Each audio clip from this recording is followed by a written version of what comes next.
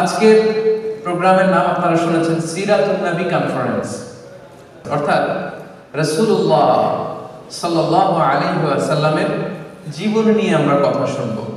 রাসূলুল্লাহ সাল্লাল্লাহু আলাইহি ওয়াসাল্লামের জীবনীর চেয়ে শ্রেষ্ঠ জীবনী আর হতে পারে না। রাসূলুল্লাহ সাল্লাল্লাহু আলাইহি ওয়াসাল্লামের চেয়ে শ্রেষ্ঠ মানব এই পৃথিবীতে আর হতে পারে না। এজন্য আল্লাহ তাআলা রাসূলুল্লাহ সাল্লাল্লাহু আলাইহি ওয়াসাল্লামকে আমাদের মডেল বানিয়েছেন। কে বানিয়েছেন? He is our model. لقد كان لكم في رسول الله أسوة حسنة. Excellent model for all of you. সবার জন্য মডেল তিনি। Very good example to follow. Follow করার জন্য রাসূল সাল্লাল্লাহু আলাইহি ওয়াসাল্লামের চেয়ে শ্রেষ্ঠ চরিত্রের অধিকারী কোনো মানুষ পৃথিবীতে হতে পারে না। এজন্য আমরা রাসূল সাল্লাল্লাহু আলাইহি ওয়াসাল্লামকে ফলো করব, ওনার জীবনী ফলো করব, আমরা শেখার চেষ্টা করব, কারণ উনি যা নিয়ে এসেছেন তাতে বরকত বেশি না কম? বেশি। সবাই আওয়াজ করে উত্তর দেন, তাতে বরকত বেশি না কম? বেশি। আমি আমার খুতবা শুরুতেই যে আয়াতটি তেলাওয়াত করেছি, আল্লাহ তাআলা ইরশাদ করছেন, ওমা আতাকুমুর রাসূলু ফাখুযুহু ওমা নাহাকুম আনহু ফান্তাহু। Whatsoever the messenger of Allah came with, take it, and whatsoever he forbids, be far from it. যাই নবী নিয়ে এসেছে এটা ধরো, আর যেটা নিষেধ করেছে ওইটা ছাড়ো। যাই নবী নিয়ে এসেছেন তোমাদের জন্য ওইটারে বলেন, ওইটারে ধরো, আর যেটা থেকে তিনি বারণ করেছেন সেটারে ছাড়ো। যেহেতু রাসূলুল্লাহ সাল্লাল্লাহু আলাইহি ওয়াসাল্লাম আমাদের মডেল, অনুকরণীয় আদর্শ, তিনি কিভাবে ওনার জীবন পরিচালনা করেছেন, ব্যক্তিগত জীবন কেমন ছিল, সাংসারিক জীবন কেমন ছিল, পারিবারিক জীবন কেমন ছিল, এগুলো জানার দরকার আছে না নাই? বিশাল মহাসাগর তার জীবনী, বাউন্ডলেস, বিয়ন্ডলেস, বটমলেস, তলাবিহীন সাগর।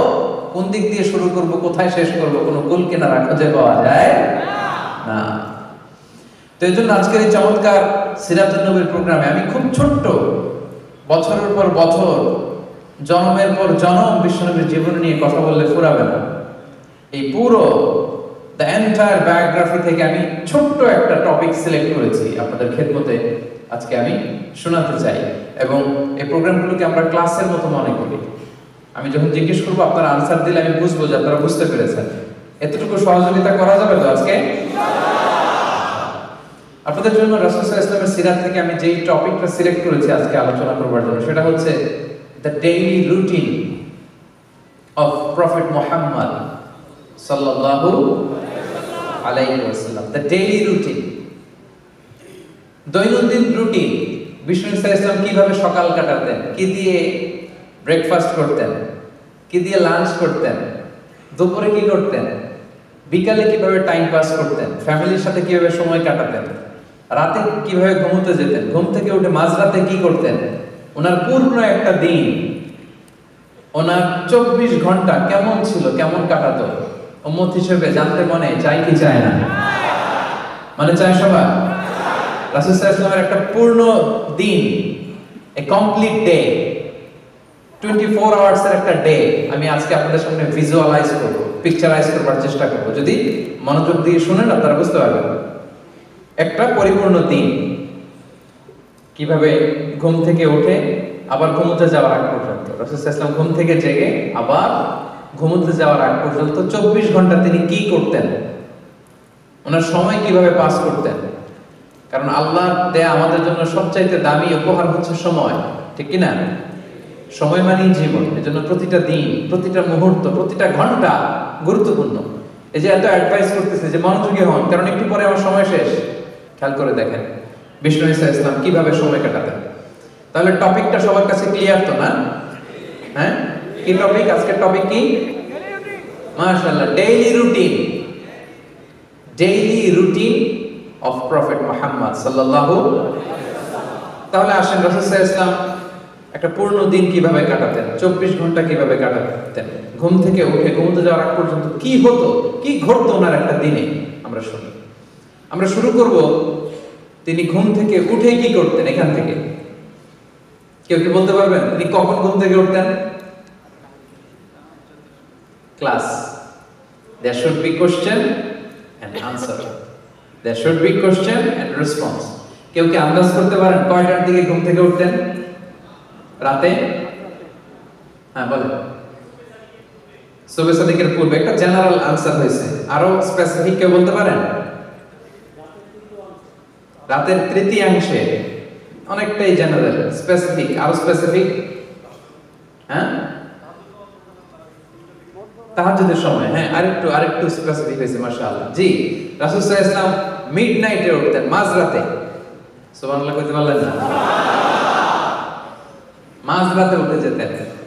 আমরা তো সুবহ সাদিকের আগে উঠি, আমরা তাহাজ্জুদের সময় উঠি। রাসূল সাল্লাল্লাহু আলাইহি ওয়াসাল্লাম তাহাজ্জুদের সময়ের অনেক আগে উঠতেন, কারণ আমাদের তাহাজ্জুদের মতো 15-20 মিনিটের তাহাজ্জুদ ছিল না তো না, কমসে কম 2 ঘন্টা, কম মাঝে মাঝে 3 ঘন্টা। তাহলে মিডনাইট, মধ্যরাতে বিশ্বনবী সাল্লাল্লাহু আলাইহি ওয়াসাল্লাম উঠতেন। উঠেই আল্লাহ শুকরিয়া জ্ঞাপন করতেন যে আল্লাহ, thanks for a new time, new day. আলহামদুলিল্লাহিল্লাযী আহইয়ানা বা'দা মা আমাতানা ওয়া ইলাইহিন নুশুর। আল্লাহ, শুকরগুজার হচ্ছি তোমার দরবারে যে দীর্ঘ সময় মৃত্যুর পর তুমি আমাকে আবার জীবন দিয়েছো। কারণ আমরা যখন ঘুমিয়ে থাকি এটা মরার মতো না, প্রায় দীর্ঘ সময় মরার মতো পড়েছিলাম, আবার তুমি জীবন দিয়েছো, শুকরগুজার হচ্ছে আল্লাহ তোমার দরবারে। এটা পড়তেন। সূরা আলে ইমরানের শেষ 10 আয়াত তেলাওয়াত করতেন এই মাঝরাতে। অ্যাপ্রক্সিমেটলি আমি একটা সময় বলতে পারি যে লেটস সে 2:30টার দিকে উঠতেন। 2:30, আমাদের এখনকার টাইমে 2:30টার দিকে উঠতেন। এই দোয়া পড়তেন, আলে ইমরানের শেষ 10 আয়াত তেলাওয়াত করতেন। এরপর মেসওয়াক করতেন। কি করতেন? আপনারা মেসওয়াক করেন তো? হ্যাঁ, রাসূল সাল্লাল্লাহু আলাইহি ওয়াসাল্লাম ইন্তেকালের আগেও যে কাজটা করেছেন সেটার নাম কি? সবাই বলেন মেসওয়াক। মেসওয়াক করতেন তিনি, রাসূলুল্লাহ সাল্লাল্লাহু আলাইহি ওয়াসাল্লাম। সব নবীরা মেসওয়াক করতেন, আপনারাও মেসওয়াক করবেন। এরপর তিনি তাহাজ্জুদ শুরু করতেন। 8 রাকাত লম্বা তাহাজ্জুদ করতেন, কখনো ঘরে, কখনো মসজিদে নববীতে। রাওদাতুম মিন রিয়াদিল জান্নাহ একটা স্পেশাল জায়গা আছে লেখা, মাকান তাহাজ্জুদি রাসূলুল্লাহ, রাসূল সাল্লাল্লাহু আলাইহি ওয়াসাল্লামের তাহাজ্জুদের জায়গা। 2017 সালে আমি যখন প্রথম উমরায় যাই, আমি ওই জায়গাটাতে নামাজের সুযোগ পেয়েছিলাম। সিরিয়াল ধরে যেতে হয়, লাইন ধরতে ধরতে দেখি এমন একটা জায়গা, ওখানে লেখা রাসূল সাল্লাল্লাহু আলাইহি ওয়াসাল্লামের তাহাজ্জুদের জায়গা। মসজিদে যখন পড়তেন ওইখানে পড়তেন। আপনারাও মদিনাতে গেলে আপনারাও ওখানে সালাত করতে পারবেন ইনশাআল্লাহ।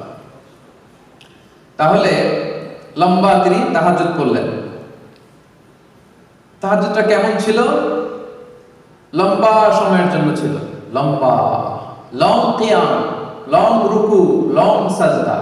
কত লম্বা? আম্মা জান আয়েশা রাদিয়াল্লাহু তাআলা আনহা বলেন, ফালা তাসআল আন হুসনিহিন্না ওয়া তুলিহিন্না। বিষ্ণুবীর তাহাজ্জুদের নামাজ যে কত লম্বা ছিল আর কত সুন্দর ছিল এটা আমাকে জিজ্ঞেস করুন, আমি বলতে পারবো না। আমি বলতে পারবো না মানে এত সুন্দর ছিল, এটা ভাষার বর্ণনায় আমি আয়েশা ফুটিয়ে তুলতে পারবো। সুবহানাল্লাহ, লম্বা কিয়াম। যতক্ষণ কিয়াম করতেন ততক্ষণ রুকুতে থাকতেন, যতক্ষণ রুকুতে থাকতেন ততক্ষণ রুকু থেকে উঠে দাঁড়িয়ে থাকতেন, যতক্ষণ রুকু থেকে উঠে দাঁড়িয়ে থাকতেন ঠিক ততক্ষণ সিজদায় করে থাকতেন, যতক্ষণ লম্বা সিজদা দিতেন 2 সিজদার মাঝখানে ঠিক ততক্ষণ বসে থাকতেন। পড়েন সুবহানাল্লাহ। হাত্তা তাতাফাত্তারা কদামা, বিশ্বনবীর পা ফুলে এরকম মোটা হয়ে যেত, টিউমার হলে যেরকম ফুলে যায় মোটা হয়ে যেত।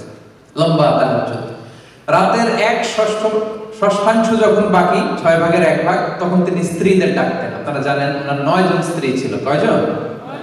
9 জন স্ত্রী ছিল। মোট 11 জন স্ত্রী ছিল আর 2 জন দাসী ছিল, মোট 13 জন। এই 11 জন স্ত্রীর কাছে এক এক রাতে এক একজনের কাছে থাকতেন, লটারি করতেন, যার নাম উঠতো তার ঘরে আজকে, তারপরের দিন আরেকজন, তারপরে আরেকজন, এভাবে ভাগ ভাগ করে করে রাসূল সাল্লাল্লাহু আলাইহি ওয়াসাল্লাম স্ত্রীদের সাথে থাকতেন। ওই রাতে যেই স্ত্রীর ঘরে থাকতেন, রাতের 6 ভাগের 1 ভাগ যখন বাকি, তাকে তাহাজ্জুদের নামাজ বা বিতরের নামাজ পড়ার জন্য ডাকতেন। একসাথে 2 জন বিতরের নামাজটা জামাতে পড়তেন। সুবহানাল্লাহ পড়েন। মাঝে মাঝে মাঝে মাঝে ঠিক এই টাইমটাতে রাসূল সাল্লাল্লাহু আলাইহি ওয়াসাল্লাম বাকিউল গারফাত, মসজিদে নববীর পশ্চিম দিকে বিশাল একটা কবরস্থান আছে, আমরা বাঙালিরা এটারে জান্নাতুল বাকি বলি। কি বলি? আসলে আরবিতে মাকবারাতুল বাকিয়া, বাকি কবরস্থান।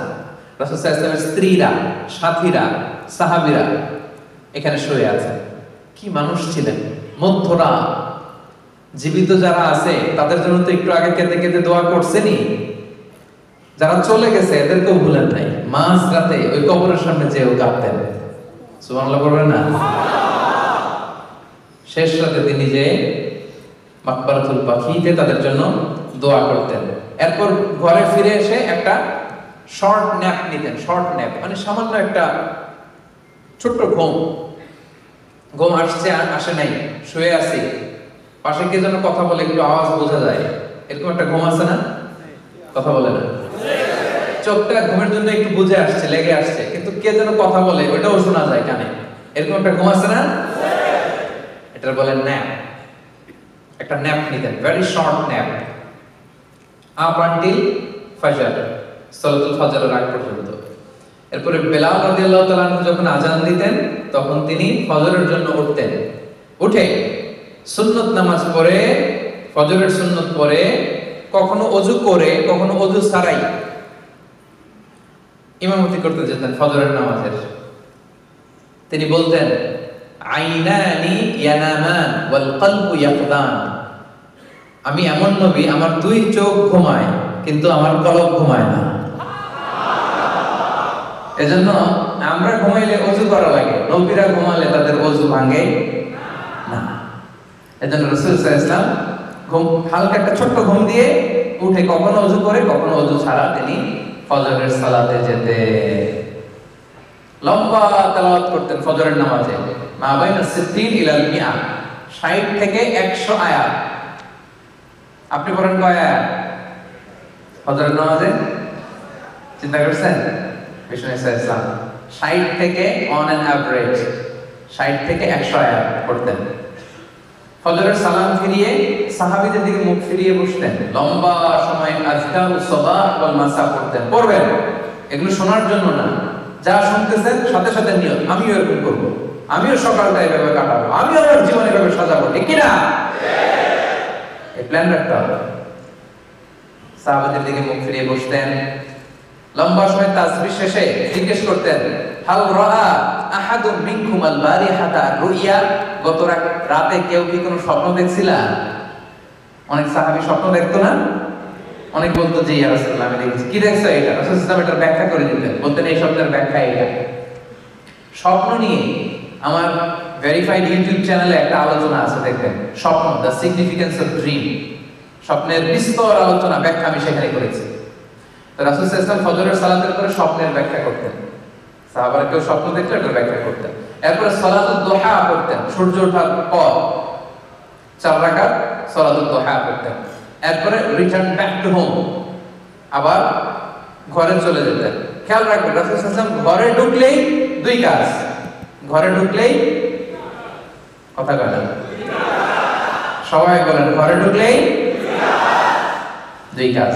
1 নাম্বার সালাম, 1 নাম্বার আম্মা জান আয়েশা বলেন, এত বছর বিষ্ণু ইসলামের সাথে সংসার করলাম, একদিনও আমি আগে সালাম দিতে পারিনি।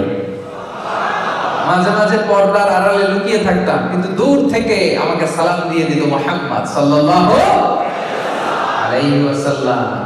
ঘরে ঢুকেই তিনি সালাম দিতেন। 2 নম্বরে কি করতেন? 2 নম্বরে মেসওয়াক করতেন। মেসওয়াক কি সেন্স দেখেন, স্ত্রীদের কাছে যাবেন, কথা বলবেন, মুখ থেকে দুর্গন্ধ আসতে পারে, এরকম হয় না? যেন সোশ্যাল ইন্টারঅ্যাকশন যখন করবেন মুখ থেকে যেন দুর্গন্ধ না আসে, ব্রাশ করে যাওয়া, মেসওয়াক করে যাওয়া, অথবা মিন্ট গাম চাবানো, চুইং গাম, যেটা থেকে সুঘ্রাণ আসে।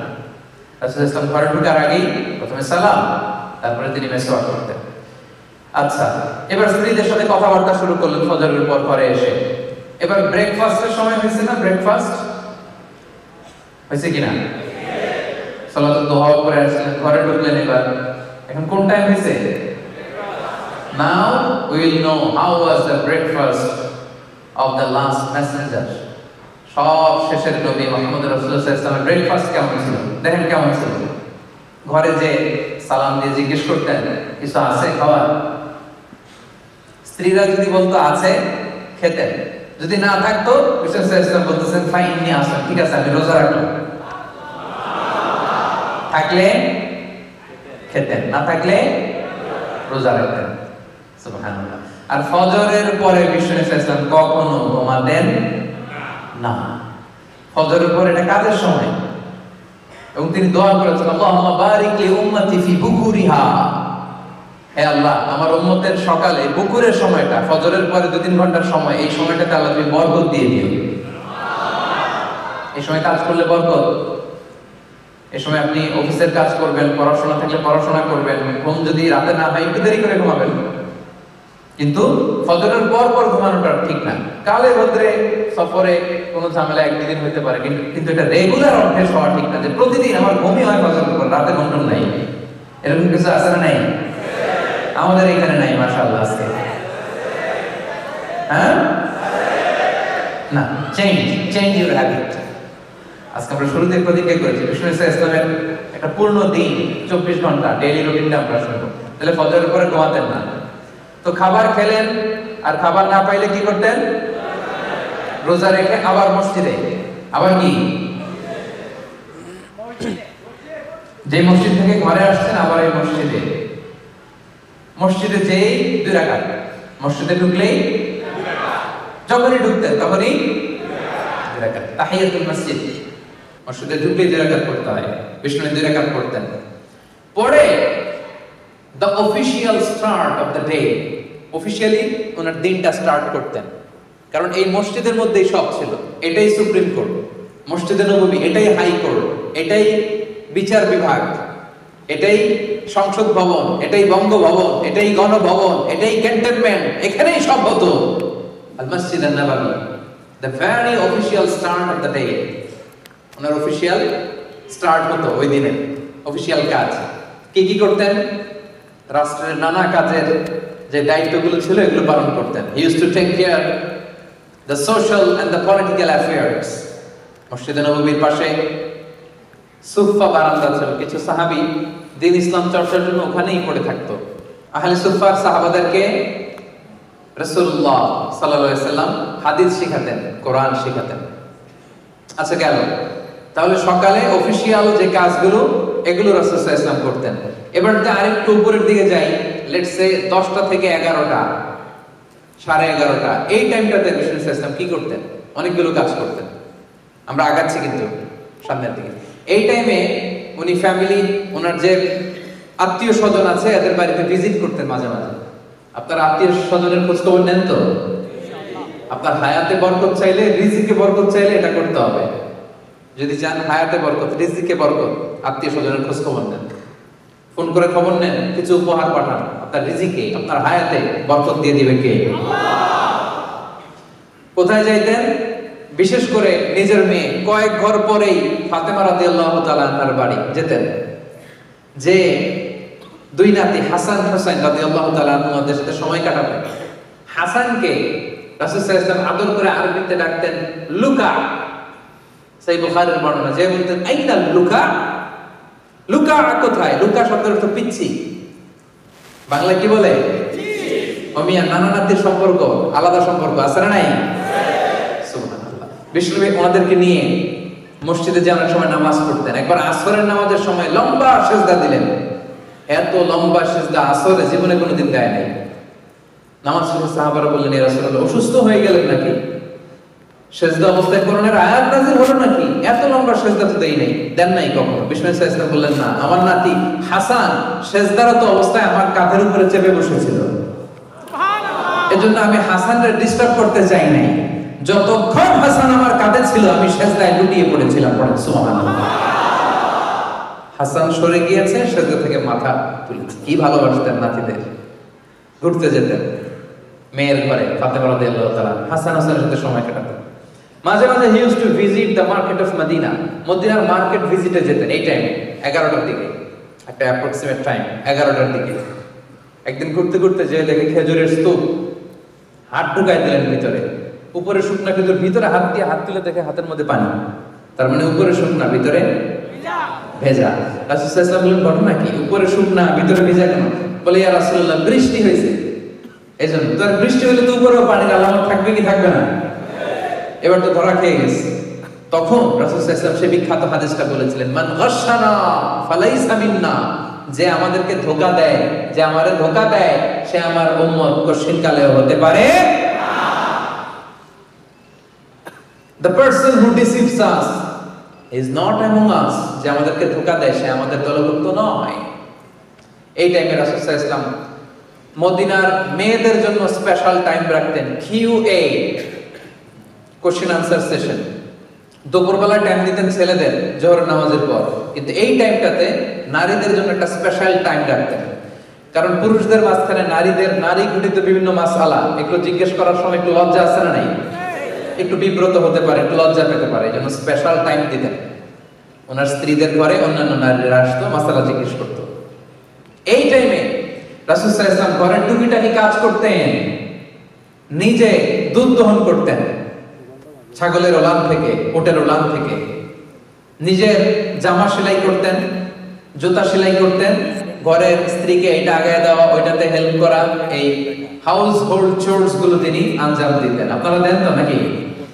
হ্যাঁ, অনেকে বলবে ওদের বিয়েই তো করি নাই, কিভাবে দিব? হ্যাঁ, কি অবস্থা, অবিবাহিত? হ্যাঁ, আল্লাহ আল্লাহ তোমাদের অন্তরের দুঃখ জ্বালা এটা দূর করে দেখ, নেককার স্ত্রী দিয়ে তোমাদের জীবন সঙ্গিনী নসিব করুক। তো এখনই নিয়ত করো যে বিয়ের পরে এরকম হেল্প করবা স্ত্রীকে, আরো জোরে ইনশাআল্লাহ।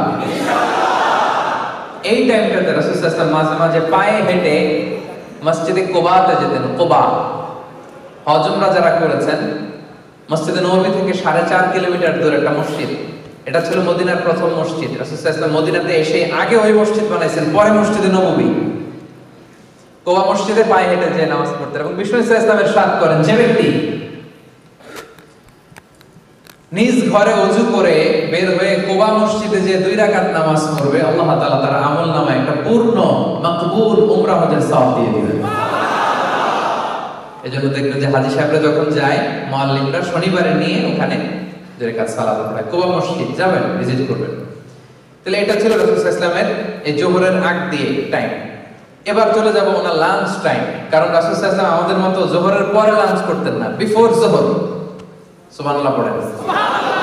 রাসূল সাল্লাল্লাহু আলাইহি ওয়াসাল্লামের লাঞ্চ আফটার জোহর অর বিফোর জোহর? সবাই বলেন, আফটার জোহর অর বিফোর জোহর? জোহরের আগে রাসূল সাল্লাল্লাহু আলাইহি ওয়াসাল্লাম লাঞ্চ করতেন।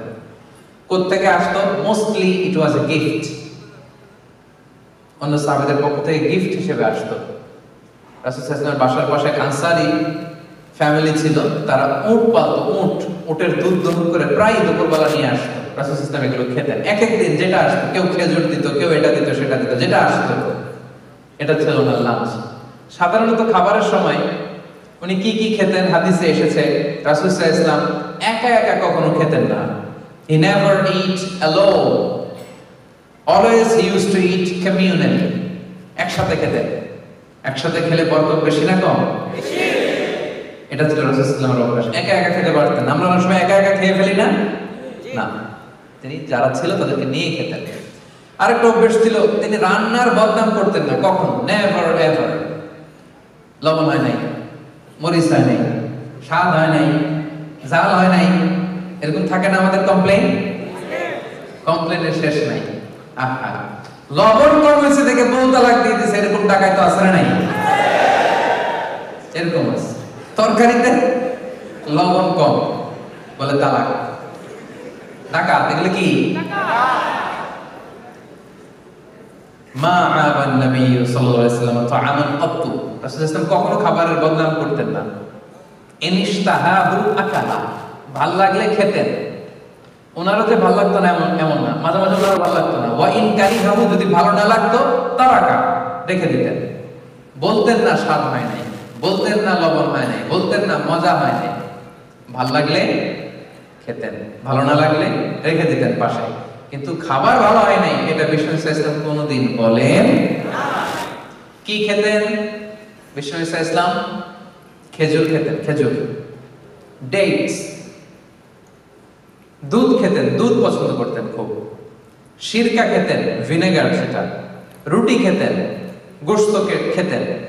ছাগলের সামনের 2 পায়ের যে বাজুর রানের গোশত, এটা বিষ্ণু সাল্লাল্লাহু আলাইহি ওয়াসাল্লাম বেশ পছন্দ করতেন। আসাল, হানি, হানি, মধু খান আপনারা? পছন্দ করতেন। হাব্বাতুস সাউদা, কালিজিরা পছন্দ করতেন। জাইতুন, জাইতুন, অলিভস, জলপাই পছন্দ করতেন। রুম্মান মানে ডালিম ফল পছন্দ করতেন। লাউ পছন্দ করতেন, লাউ। একবার লাউয়ের তরকারি দেয়া হলো, বিষ্ণু সাল্লাল্লাহু আলাইহি ওয়াসাল্লাম লাউগুলো খুঁজে খুঁজে নিয়ে খাচ্ছিলেন। হাদিসে এসেছে, সুবহানাল্লাহ পড়ে। কিশমিশ খেতেন, মাশরুম খেতেন। আপনারা এখন রেস্টুরেন্টে মাশরুমের স্যুপ খান না? এটা স্বাস্থ্যকর। রাসূল সাল্লাল্লাহু আলাইহি ওয়াসাল্লাম বলতেন, আল কামআতু মিনাল মান ওয়া মাউহা শিফাউন লিল আইন। মাশরুমের স্যুপ চোখের জ্যোতির জন্য অনেক ভালো। 3 ফল খেতেন, 3 ও 3 ওয়া জাইতুন, যেটা ইংরেজিতে ফিগ বলে, ডুমুর টাইপের, আরাবিয়ান ডুমুর। আঙ্গুর খেতেন, আঙ্গুর। সারিদ খেয়েছেন জীবনে, সারিদ। সারিদ গোশত রুটিকে মিক্স করে এরা দেশে একটা খাবার খাওয়ায়। আমি যখন মিশরে পড়াশোনা করতাম, ঈদের দিন আমাদেরকে দেওয়া হতো হোস্টেল থেকে ফ্রিতে। তো প্রথম যখন ঈদ করতেছি বললাম, এটা কি? শালা বলে সারিদ, এটার নাম সারিদ। হাইস খেতেন, হাইস, ছাতু। গ্রাম বাংলায় ছাতু বানায় না? কথা বলেন না কেন? ছাতু খাইছেন? ছাতু, ছাতু খেতেন। পনির পছন্দ করতেন, পনির, ঘি, এগুলো। তার মানে এগুলো সবসময় খেতেন না, সারা জীবনে কি কি খেয়েছেন তার একটা লিস্ট দিলাম। খরগোশ খেয়েছেন, মোরগ খেয়েছেন, বিশাল বড় সাগরের তিমি মাছের মতো একটা মাছ যেটার নাম আম্বার, জীবনে একবার খেয়েছেন। এই হচ্ছে রাসূল সাল্লাল্লাহু আলাইহি ওয়াসাল্লামের ফুড লিস্ট। যা খেতেন অল্প খেতেন, বাসি কিছু খেতেন না, খেতেন অল্প কিন্তু তাজা। সুবহানাল্লাহ পড়েন। লাঞ্চ শেষ, এবার তিনি একটা পাওয়ার ন্যাপ নিতেন। পাওয়ার ন্যাপ জোহরের আগে একটা পাওয়ার ন্যাপ, শরীরে যাতে এনার্জি আসে। নিতে হবে না? ঘুম থেকে উঠছে কখন? হ্যাঁ, সকালে না, মিড নাইট। কখন? মাঝ রাতে যিনি উঠেছেন, টায়ার্ড হয়ে গেছেন একটু, লাঞ্চ করে একটা পাওয়ার ন্যাপ নিতেন। এটা দেখে এনার্জি আসতো বিষ্ণু সাল্লাল্লাহু আলাইহি ওয়াসাল্লামের। এই পাওয়ার ন্যাপ দিয়ে উঠে তিনি জোহরের সালাত পড়াতে যেতেন। এবং জোহরের আগের 4 রাকাত, ফজরের আগের 2 রাকাত বিষ্ণু সাল্লাল্লাহু আলাইহি ওয়াসাল্লাম কখনো ছাড়তেন না। গুরুত্বপূর্ণ সুন্নাত, সুনানে রাতেবার মধ্যে খেয়াল রাখবেন। জোহরের নামাজের পরে সাহাবীদেরকে নাসিহাত দিতেন, নাসিহাত। এরপর সকালবেলায় যেই কাজগুলোর জন্য কাকে অ্যাসাইন করেছেন ওগুলো খোঁজ নিতেন, এটা হয়েছে কিনা, ওইটা হয়েছে কিনা। অফিসিয়াল এরকম কাজের তদারকির দরকার আছে না? কাজ দিলে আবার রিপোর্টিং করতে হবে না? এই রিপোর্টিং গুলো বুঝে নিতেন। করতে করতে আসরের সময় হয়ে যেত। আসরের নামাজ বিষ্ণু সাল্লাল্লাহু আলাইহি ওয়াসাল্লাম আউয়াল ওয়াক্তে পড়তেন। সূর্য জলজল জলজল করছে, ওয়াল বাইদাউ নাকিয়া ওয়াশ শামসু নাকিয়া হাইয়া বাইদা। আসর পড়ে ফেলতেন। আসরের নামাজের পরে বেশিরভাগ সময় ঘরে যেতেন, যে ফ্যামিলির সাথে কোয়ালিটি টাইম কাটাতেন। আমরা অনেক সময় ফ্যামিলিকে সময় দিতে চাই না। তাদের ফ্যামিলি কাছে আছে, আপনারা ফ্যামিলিকে সময় দিবেন, এটা খুব জরুরি। ছেলে মেয়েদেরকে সময় দেয়া, ফ্যামিলিকে সময় দেওয়ার দরকার আছে না নাই? কথা বলতেন স্ত্রীদের সাথে, খুশ গল্প করতেন, সবসময় একটা খুশ মেজাজে থাকতেন। মাঝে মাঝে বিভিন্ন কাজে বাইরেও যেতেন এই বিকেলে। এরপরে মাগরিবের ওয়াক্ত চলে আসলো। আমি ধাপে ধাপে আগাচ্ছি। মাগরিবের নামাজ তাড়াতাড়ি পড়তেন, আজান হওয়ার সাথে সাথেই, ওয়াক্ত হওয়ার সাথে সাথেই মাগরিব। মাগরিব পরেই ডিনার, মাগরিব পরেই ডিনার। আমরা করি কয়টায়? 10টায়, আর 12টায়। ওই যে একজনকে 12টায়। আমরা হেলদি লাইফস্টাইল যদি না মানি বিষ্ণুনবীর দেখানো, তো আমরা সুস্থ থাকবো কি করে ভাইরা? আজ থেকে নিয়ত করেন, মাগরিবের পরেই কি ডিনার। সবাই বলেন মাগরিবের পরে পারা যাবে? মাগরিবের পরে ডিনার করতে করতে এশার আজান হয়ে গেল। এবার বিষ্ণু সাল্লাল্লাহু আলাইহি ওয়াসাল্লাম এশার নামাজে যেতেন। এশার নামাজে নির্দিষ্ট টাইম ছিল না, কোনোদিন আগে কোনোদিন পরে পড়তেন। এই নামাজের সময়টা বিষ্ণুনবী টাইমটা ফ্লাকচুয়েট করাতেন। সাহাবারা এসে পড়ছে, নামাজ শুরু। সাহাবারা আসে নাই, দেরি করতেন। একদিন সাহাবারা আয়েশা বসে থাকতে থাকতে সব ঘুম, মসজিদে ঘুমাই গেছে। এক সাহাবী এসে বললেন, ইয়া রাসূলুল্লাহ, সাহাবারা তো ঘুমাই গেছে, এশার নামাজ পড়াবেন না? বিষ্ণুনবী বেরিয়ে আসেন, এসে বললেন, এখন যে সময়টা এইটাই এশার আসল ওয়াক্ত, কিন্তু তোমাদের জন্য যদি কষ্ট না হইতো তাহলে প্রতিদিন এই টাইমে পড়াতাম, তোমাদের কষ্ট হয়ে যায়, এজন্য আউয়াল ওয়াক্তে একটু আগে আগেই পড়াই দেই। পড়েন সুবহানাল্লাহ। রাসূল সাল্লাল্লাহু আলাইহি ওয়াসাল্লাম এশার নামাজের আগে ঘুমকে অপছন্দ করতেন, এশার পরে কথা বলাকে অপছন্দ করতেন। এশার পরে কোনো ওয়াজ মাহফিল নাই, এশার পরে কোনো মিটিং নাই, এশার পরে কোনো ডিসকাশন নাই, এশার পরে কোনো ফরেন ডেলিগেশনের সাথে আলাপ নাই, এশার পরে কিচ্ছু নাই, এশার পরে ঘুম। তাইলে না মাঝরাত উঠতে পারবে, কি বলেন? এই যে এবার বোঝা যাচ্ছে ঘটনা। হাদিসে এসেছে কানা ইয়াকরাহু আন-নাওমা ক্বাবলা আল-ইশা ওয়াল হাদিসা বা'দাহা। রাসূল সাল্লাল্লাহু আলাইহি ওয়াসাল্লাম এশার আগে ঘুমও পছন্দ করতেন, এশার পরে কথাও পছন্দ করতেন। এশার নামাজ পড়েই কথা নাই, জরুরি কোনো আলাপ থাকলে কথাটা সেরে দিনই চলে যেতেন ঘুম। তাহলে এবার ঘুমের দিকে চলে যাই। কয়টার দিকে ঘুমাতেন কি মনে হয় দেখি, বলেন? একজন বলতেছে এশার নামাজের পরে ঘুমাতেন, আর এটা তো ঠিক আছে। কয়টার দিকে ঘুমাতেন সেটা বলেন?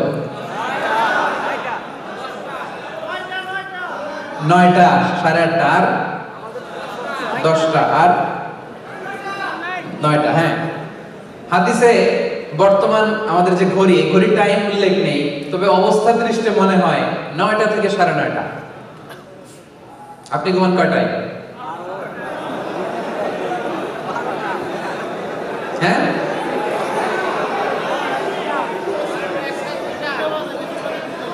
আচ্ছা। তো 9টার দিকে উনি ঘুমায় যেতেন। ঘুমের সুন্নাত কি ছিল? বিষ্ণু সাল্লাল্লাহু আলাইহি ওয়াসাল্লাম কিভাবে ঘুমাতেন দেখেন। প্রথমেই বিছানা ক্লিন করতেন, বিছানাটা ঝাড়তেন। সুবহানাল্লাহ, কি সায়েন্টিফিক চলাফেরা ছিল না, কি সায়েন্টিফিক! আল্লাহু আকবার।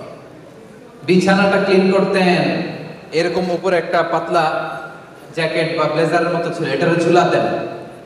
এরপর ওযু করে নিতেন। এরপর স্ত্রীদের সাথে অন্তরঙ্গ কথাবার্তা বলতেন, সারাদিন কি ঘটলো, কি হয়েছে। এরপরে লম্বা দোয়া পড়তেন। বিছানাতে যাওয়ার আগে হাত দুইটা একসাথে করে 3 কুল, সূরাতুল ইখলাস, সূরাতুল ফালাক, সূরাতুন নাস, 3টা পড়ে হাতে ফু দিয়ে মাথা থেকে পা পর্যন্ত মেসেজ। সুবহানাল্লাহ পড়ে, মনে থাকবে? লম্বা দোয়া পড়তেন। আল্লাহুম্মা ইন্নী আসলামতু ওয়াজহি ইলাইক, ফাওয়াদতু আমরি ইলাইক, আলজাতু যাহরি ইলাইক, রাগবাতান ওয়া রাহবাতান ইলাইক, লা মালজা ওয়া লা মানজা মিনকা ইল্লা ইলাইক। আল্লাহুম্মা আমানতু বিকিতাবিকাল্লাযী আরসালতা ওয়া নাবিয়্যিকাল্লাযী আরসালতা। অনেক সুন্দর সুন্দর দোয়া, এগুলো অর্থ করতে গেলে লম্বা সময় লেগে যাবে। এরপরে আল্লাহুম্মা বিসমিকা আমুতু ওয়া আহইয়া বলে ডান কাতে ঘুমাতেন। কোন কাতে? ঘুমানোর সময় ডান হাতটা ডান গালের নিচে রাখতেন। সুবহানাল্লাহ পড়েন। এইভাবে ঘুমাতেন আখিরি জামানার পয়গম্বর বিশ্বনবী মুহাম্মদুর রাসূলুল্লাহ সাল্লাল্লাহু আলাইহি ওয়াসাল্লাম। ঘুমিয়ে পড়তেন। স্ত্রীদের সাথে অন্তরঙ্গ মেলামেশা যদি করতেন, গোসল ফরজ যদি হতো, কখনো কখনো গোসল করে এরপরে ঘুমাতেন, কখনো কখনো ওযু করে ঘুমায়ে যেতেন। ওই যে মিডনাইট, মধ্যরাতে যখন তাহাজ্জুদের জন্য উঠতেন তখন উঠে গোসল করতেন। সুবহানাল্লাহ পড়েন। তাহলে একটা পূর্ণ ডে, একটা কমপ্লিট ডে, 24 ঘন্টা ঘুম থেকে ওঠা থেকে শুরু করে ঘুমানো পর্যন্ত পেয়ে গেছেন না? কথা বলেন। একটা পিকচারাইজেশন, একটা ভিজুয়ালাইজেশন আপনাদের চোখের সামনে মোটামুটি আমি তুলে ধরার চেষ্টা করেছি না? এবার আসুন lesson. What is the lesson from his life, from his 24 hours day time? Owner daily routine থেকে এবার আমাদের জন্য লেসনটাকে ভাই শিখলামটাকে। 1 নাম্বার যেটা শিখলাম, he was very productive, he was super active. Not a single minute was wasted in his life. একটা মুহূর্ত তিনি অপব্যয় করেন নাই, প্রোডাক্টিভ ছিলেন। সর্বোচ্চ to take the best out of the time, সময়ের সর্বোচ্চ ইউসেজ তিনি করেছেন। সুপার অ্যাক্টিভ ছিলেন। 1500 বছর আগের ঘটনা। সেই মরুভূমির মাঝখানের একজন লোক কিভাবে শিখেছেন এরকম কিভাবে সুপার অ্যাক্টিভ থাকা যায়, কিভাবে এরকম প্রোঅ্যাক্টিভ থাকা যায়, কিভাবে প্রোডাক্টিভ থাকা যায়। পুরো দিনের যে ম্যানেজমেন্ট দেখলে এটাই মনে হয় যে তিনি সুপার অ্যাক্টিভ ছিলেন, প্রোডাক্টিভ ছিলেন। এরকম মনে হয় না আপনাদের? নাকি শুধু আমার মনে হয়? আপনাদের এরকম মনে হয় কি না? রাসূল সাল্লাল্লাহু আলাইহি ওয়াসাল্লামের 24 ঘন্টার এই টাইম স্কেডিউল দেখে কি মনে হয়? লেজি ছিলেন? লেজি, অলস? কথা বলেন। নাকি অ্যাক্টিভ? Super active. ওনার উম্মত যারা হবে এদের সুপার অ্যাক্টিভ হইতে হবে। লেজি হইলে চলবে? লেজি হইলে চলবে? লেজি হইলে বাইতুল মুকাদ্দাস দখল করে রাখবে। লেজি হলে মিয়ানমারের মতো এরকম আগ্রাসন চলবে, বিভিন্ন জায়গায় মার খেতে হবে, কাশ্মীরের মতো, ফিলিস্তিনের মতো। ঠিক কি না? Super active. We have to be super active. as a ummah, as a follower of Muhammad sallallahu alayhi wasallam. 2 number যেটা শিখলাম, easy going. He was very easy going, very simplistic manner ছিলেন, very simple, জটিলতা নাই, কোনো কিছুকে এত কঠিন ভাবে নিতেন না। সকালবেলা খাবার আছে, আছে দাও খাইছে, খাবার নাই, ঠিক আছে রোজা রাখলাম দাও। চিন্তা করছেন কত সিম্পল? আপনি যদি সকালে যায় বলেন খাবার আছে, কয় খাবার নাই, কি করবেন? ওই যে কয় মাই।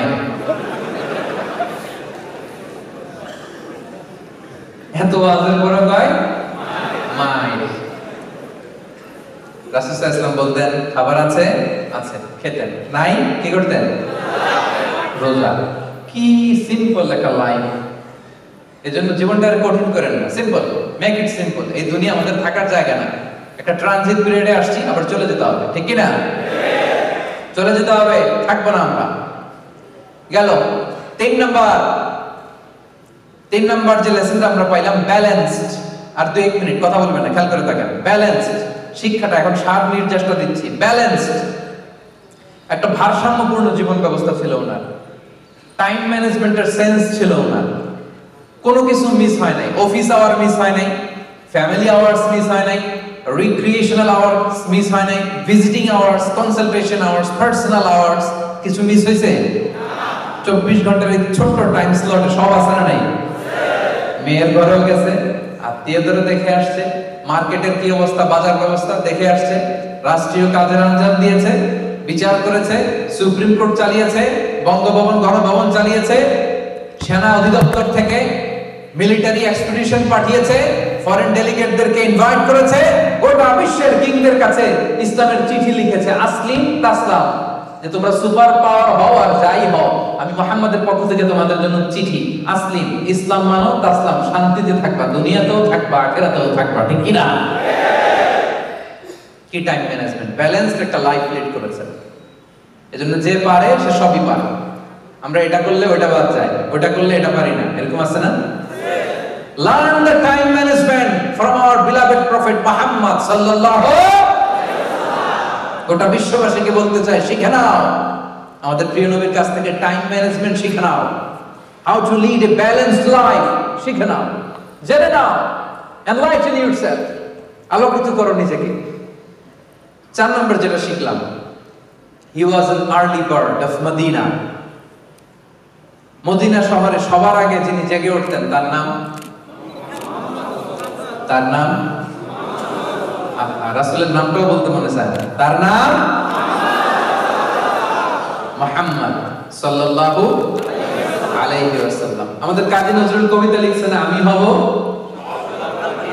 সকালবেলা সবার আগে কুসুমবাগে উঠবো আমি। দেখছেন বিষ্ণু সাল্লাল্লাহু সকালবেলার পাখি ছিলেন, আর্লি বার্ড অফ মদিনা। মদিনাতে সবার আগে তিনি জেগে উঠতেন, কেউ জাগে নাই। যারা তাহাজ্জুদ পড়তো মদিনাতে, এরা তো আরো পরে 4টার দিকে উঠতো, উনি তো 8টার দিকে উঠে গেছেন। তাহলে আর্লি বার্ড হইতে হবে, আগে আগে ঘুমাতে হবে, আগে আগে ঘুম থেকে উঠে যেতে হবে। 5 নম্বরে যেটা শিখলাম, আর্লি ডিনার, লাইট ডিনার, অল্প খাইতে হবে, ডিনারের সময় অল্প অল্প খাওয়ার ট্রাই করতে হবে।